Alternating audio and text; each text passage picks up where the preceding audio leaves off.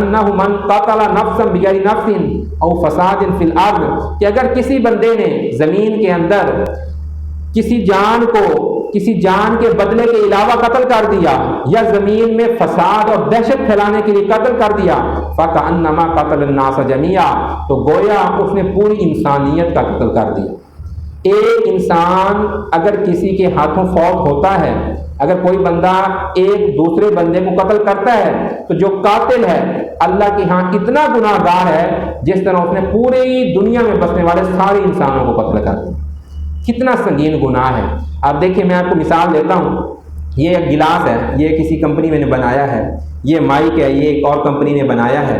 اب جس انجینئر نے ان چیزوں کو بنایا ہے، ہم اس کو بٹھا کر اسی کے سامنے اس کی بے حرمتی کر دیں، اس کو توڑ دیں، نکارہ کر دیں، تو وہ کتنا سیکھ پا، یا اس کے دل پر کتنی ناگواری آئے گی کہ یار یہ بندہ کتنا بے قدرہ ہے، اسے پتہ ہی نہیں ہے کہ یہ شے کس مقصد کے لیے بنائی گئی ہے، اس کا کیا استعمال ہے، یہ تو میری شے کی توہین کر رہا ہے۔ تو دنیا میں بسنے والے انسان کس نے بنائے ہیں؟ اللہ نے بنائے ہیں۔ ہر انسان، وہ مسلمان ہے، وہ کافر ہے، اللہ کا بنایا ہوا ہے۔ اللہ پاک فرماتا ہے لقد خلقنا الانسان فی احسن تقویم، کہ لوگوں ہم نے اس انسان کو سب سے سونا بنایا ہے۔ انسان اشرف المخلوقات ہے، اور کوئی بندہ اللہ کی بنائی ہوئی سب سے سونی شے کو قتل کر دے، سب سے بنائی ہوئی بہترین شے کا یوں سمجھنے کہ دنیا میں رہنا ختم کر دے، تو اللہ پاک کی غیرت کتنی جوش میں آئے گی۔